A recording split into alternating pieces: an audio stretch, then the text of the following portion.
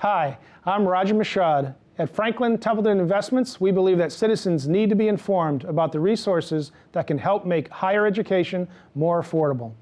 That's why we're proud to support programming produced by the Caucus Educational Corporation and their partners in public television. Funding for this edition of One-on-One with Steve Adubato has been provided by the Russell Berry Foundation, Bloomfield College, offering small classes and big opportunities since 1868, Barnabas Health, Wells Fargo, New Jersey Manufacturers Insurance Group, auto insurance, homeowners insurance, and banking under the principle of stewardship, and by PSE&G, committed to improving New Jersey's economy and strengthening its communities. This is One-on-One. When you first heard that they were doing Charlie Rose and Gayle King, didn't you go, what? People like laughing at others, so I don't mind if the other is me. See, you go right into the character. That's what it is. I'm bringing families together a half an hour each week. Man, I'm doing something special. And so I do feel successful.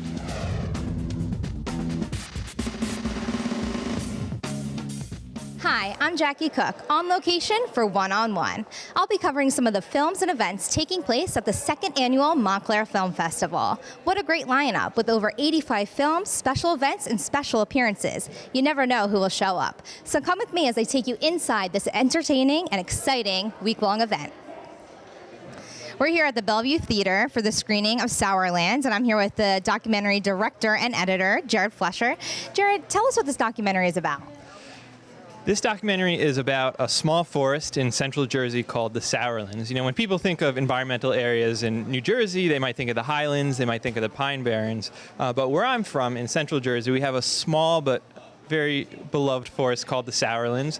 And it's about, can people, you know, New Jersey is the most densely populated state in the country. Can people in the natural world live side by side in harmony? And that's kind of what the film looks at. Why did you want to make a film about the Sourlands? I mean, I'm from Jersey. I grew up in South Jersey, and I've never even heard of the Sourlands. Why did you want to make this film? I think the first reason was to raise awareness. You know, if people don't know about the natural treasures that are in their backyard, they're probably not going to make the effort to preserve it. And then the story of this particular film is John McPhee, New Jersey author, lives in Princeton, wrote a book called The Pine Barrens back in the 60s that really did a lot to raise awareness about that great forest. I read his book and I was kind of inspired to do a film project about kind of my hometown forest.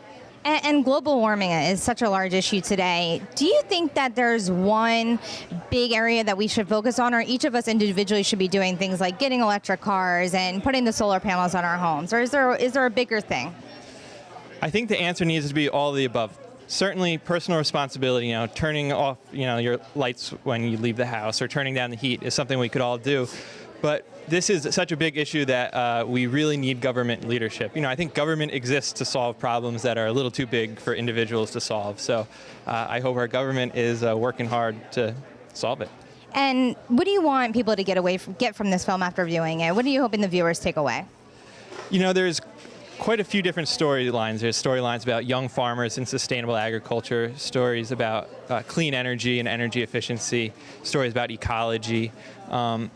So I hope next time everybody goes outside, you know, they just look a little differently at whatever the natural world in their backyard looks like, and, you know, try to figure out how they could do their part to help preserve it. How long did it take for you to make this documentary, and what were some of the issues or struggles that you came across during the process? From start to finish, the documentary took me 16 months, and I made it during 2011, and we had some really crazy weather in 2011. We've had some more crazy weather in 2012. So kind of extreme weather shows up as one of the main characters in the film, but that was unexpected because, you know, you don't really know what the weather is going to be. But, you know, scientists will tell us that more extreme weather events are symptoms of global warming. So that point is definitely made in the film. And since the start of making the documentary in 2011, have you seen any progress since then in the Sourlands? In the Sourlands in particular, I think people are paying more attention. People are thinking about invasive plant species, or we have too many deer, or planting native plant species. So I think locally there's a lot of attention. But on the bigger scale, especially with that big issue we talked about, global warming, we really haven't seen any action, unfortunately. And what can we see in the future from you? I know you made a documentary as well in the past. Or do you have more documentaries coming up, new projects that you're working on now? Yeah, I have at least one more documentary in the works. I was in Costa Rica for 2 months this winter with a young bird researcher from New Jersey. So it's a story about, again, another guy who is really passionate about the natural world, doing his part in this case to try to raise awareness about migratory songbirds and preserving them and their habitat. And where did this passion come from within you to make these documentaries about the environment and the different struggles we have in our environment? My background is in print journalism, so storytelling is something that was always important to me. And I write for newspapers and magazines as well, but some stories just seem to be a little more powerful on film or video. So I picked up a camera one day and started to teach myself how to use it. And this was such. You go out in the woods in the Sourlands and it's beautiful, so that's something I wanted to show people. So I made a film about it. Well, thank you for showing us a little bit more about the Sourlands, and congratulations on the documentary, and we wish you the best of luck. I'm on location at the Bellevue Theater for the screening of Violet and Daisy, and with me is the director of the film, Jeffrey Fletcher. Jeffrey, tell us a little bit about what this film is about. Violet and Daisy, at its core, is a coming-of-age story, but there's a lot of things are going on, and it's about love and friendship, materialism, loss, guilt. It has elements that are surreal, sad, scary, but at the end of all of that, it lands in this humanist place, I hope. And so far, the few people who have seen it early on seem to have a really nice connection with it, which makes me so happy. I think there must be some sort of misunderstanding. We're not here to clean your bathtub or organize your closets or make you happy. Really? Yeah. We're here to kill you. Did you see that? That was magical. Seeing how you're 18 and all, you can be charged as an adult now. For all felonies. Oh, man! Barbie Sunday has a new fashion line. How much is it? Call Russ back before he gives the job away. He said it was an easy gig, right? Did you guys hear about this guy? When he comes home, you'll be waiting for him. Can you handle it? Of course we can handle it. Something's wrong here. What is this, Days? I just wish it was more like a normal job. Now it's weird. This might even be some kind of test.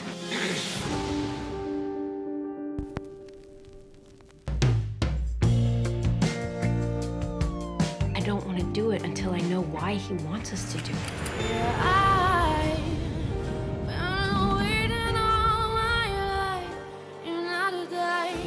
Expecting company.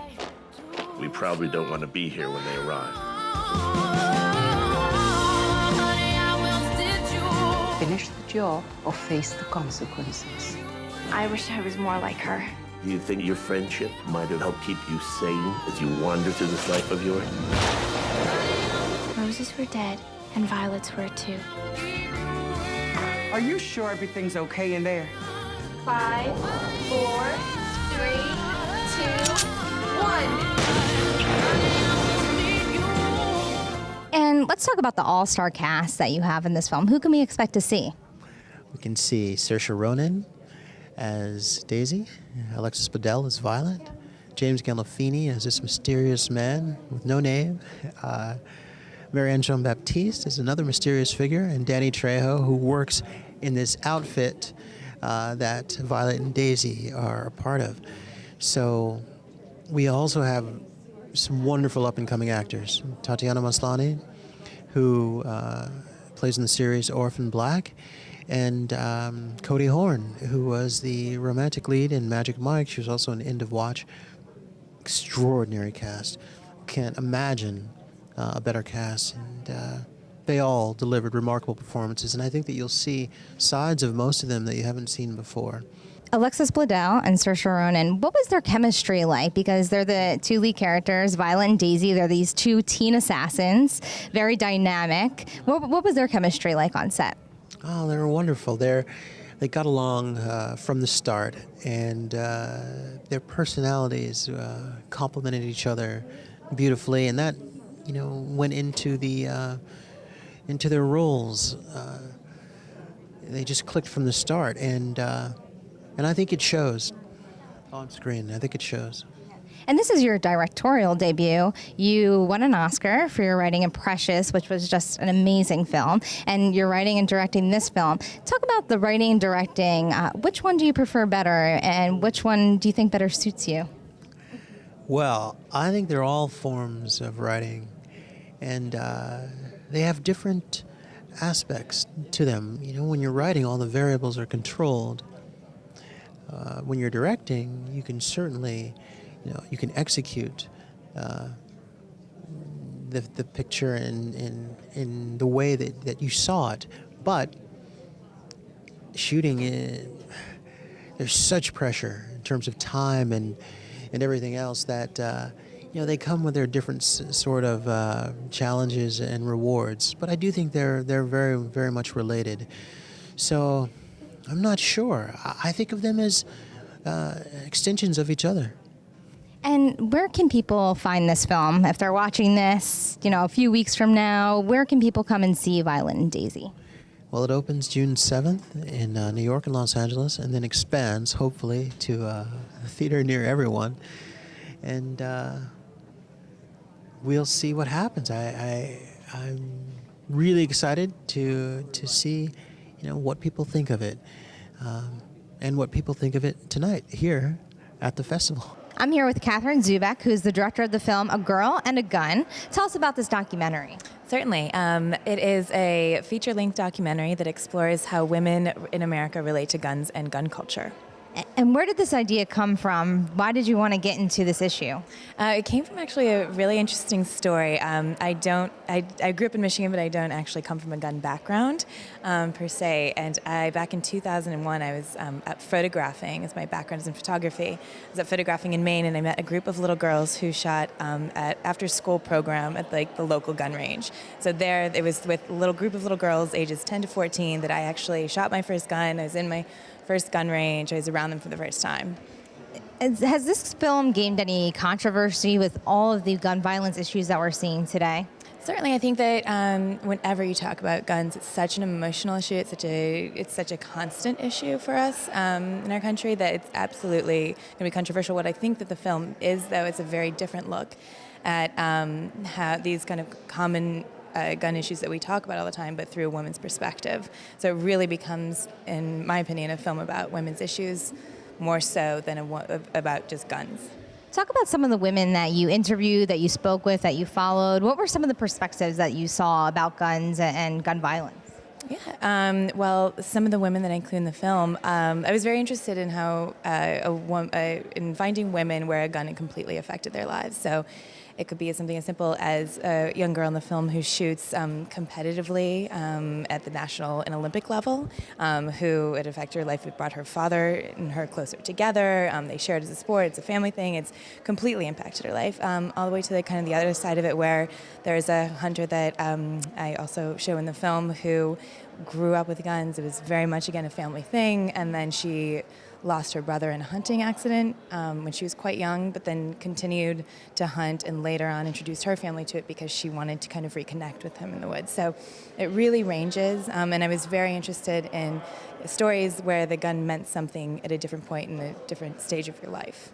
What was something that you found to be just something that really struck you during this whole process? Yeah, I was immediately struck and continue to be about just how it is such a complicated issue and how complex the stories are. I mean, I think that we're often forced or encouraged to think that this is a kind of a yes-no, a black-white issue in the country, and it really isn't.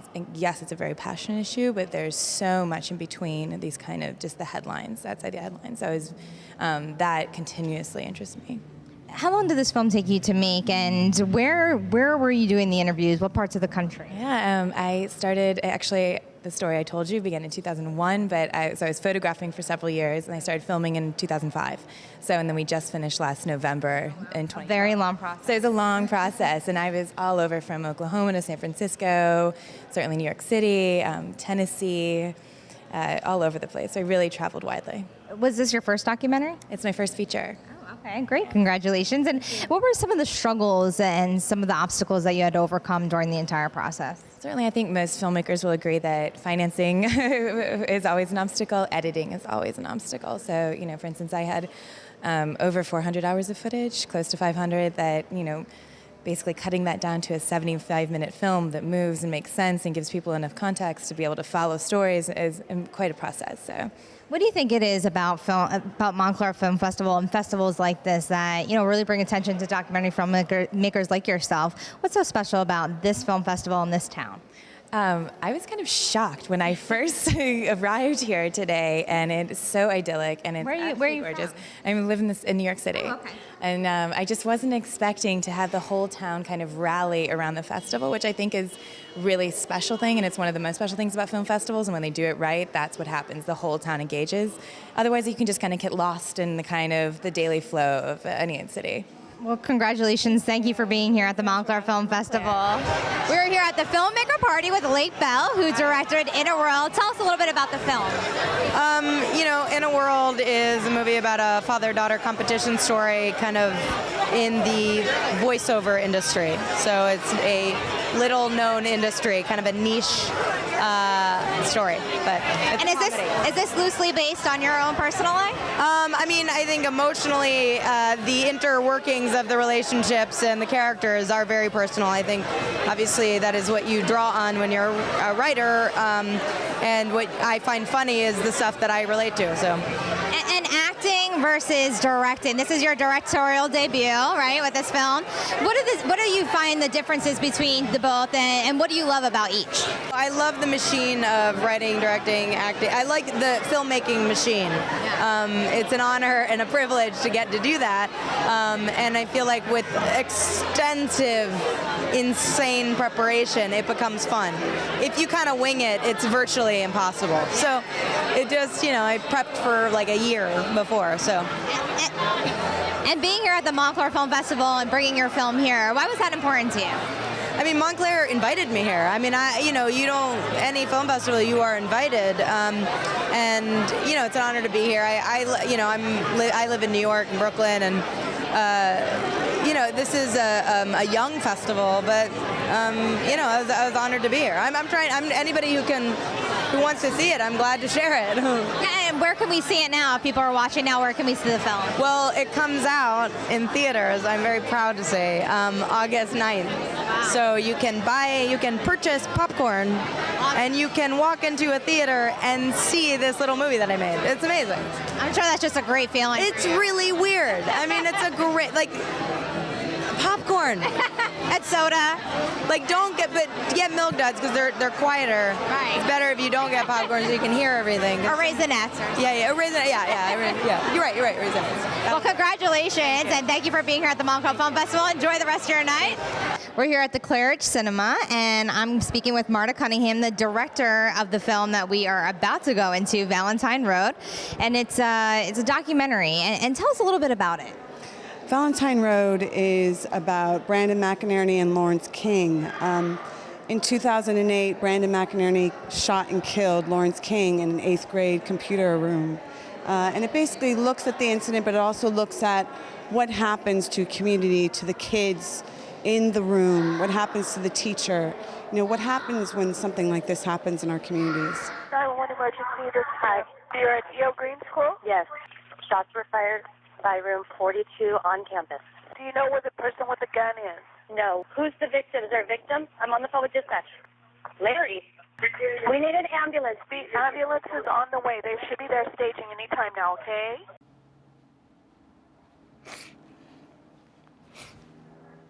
Everyone was screaming, like the kids that have seen it. Like the blood and everything, I guess. What drew you to wanting to make a documentary about this incident? I know that it wasn't in the news as much as you would think. What really made you want to delve deeper into this story? I think that was it. I think it was the apathy and the comfort level that our nation seemed to have about school shootings, about children being killed in the classroom. It just, at that point in time, people were like, oh, you know, it's sad, but you know, there's a lot of violence. And it's like, no, I'm sorry. That's not acceptable. He felt stronger. He wanted to change, be a new person. And that's who his alter ego was.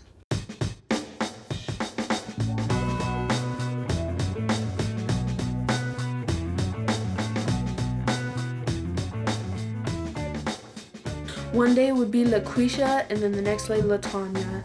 But it always started with You don't mess with LaToya or LaTanya. You know, you don't mess with her. First, people didn't talk to him at all. They thought he was crazy. I think that's kind of the thing he wanted. If they didn't talk to him, they weren't bothering him. It was just kind of relief. And so that's kind of who that person was to him. It's kind of who he wished he was. It was perceived sexual orientation, it was perceived sexual kind of orientation, also gender expression, which is something that we look at in the film. What's wrong with femininity? You know, what's wrong with a boy who decides that, you know what, actually I would like to be called Letitia. He wore earrings. So it explores that as well, our view as a culture of a boy who decides that he's deciding to explore his gender expression and his identity. And you deal with another really heavy issue, gun violence, which is so prevalent today. Talk about how you went about dealing with that issue throughout the documentary. Well, you know, I think that our producer, Sasha Alpert, said it best when Newtown happened shortly after this film came out at Sundance. And I think that if we're going to have the laws that we do, then we really need to take a better look on how we're protecting our children. You spoke with so many people in the community and people who were directly affected by this tragedy. Was it hard getting them to open up to you and to the cameras about what happened? I spent so much time with the kids and with the people in this community. And since I was really the only one there who seemed to care, I think that they realized I was genuine, and I do care immensely about these kids in this film. There are cases where juveniles have committed a homicide, and we leave them in juvenile court. Because of the vicious nature of the crime, this is not a crime that the juvenile system is capable of handling. What do you do with someone like this who is so dangerous that they plot out the execution of a classmate in front of a whole classroom full of people? What do you do with someone like that? These were two misunderstood youths, so to speak. What did you find out more about Brandon when you started delving deeper and asking the questions and seeing who he really was? I felt that Brandon McInerney was a young child who really had to suffer a tremendous amount of abuse and neglect, and was surrounded by almost the perfect storm of elements that creates a young man who uses violence to communicate his feelings. What do you hope the viewers take out of this film? We're about to go in there and see it. What do you want them to take away?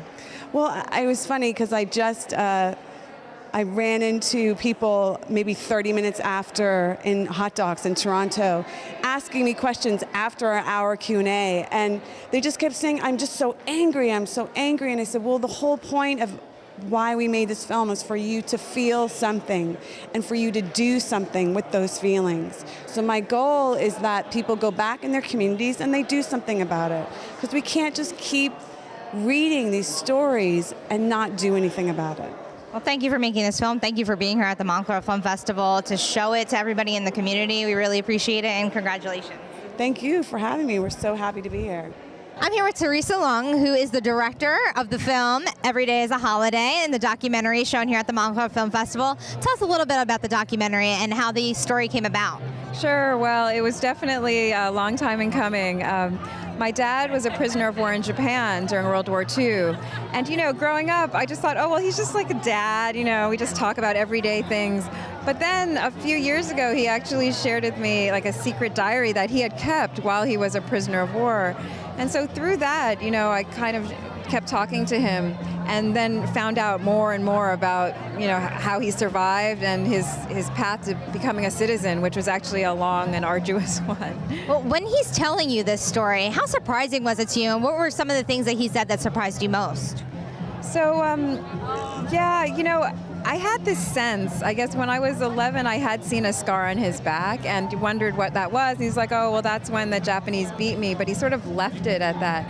But then, gradually again, we were spending more time, and it's almost like I'm like amazed by him and impressed, and also it's a way that we've been able to get closer together because it's a sense of living history, right? I mean, here are things I've learned about in the textbook, but now to actually, hear how he survived and what he went through, it's humbling.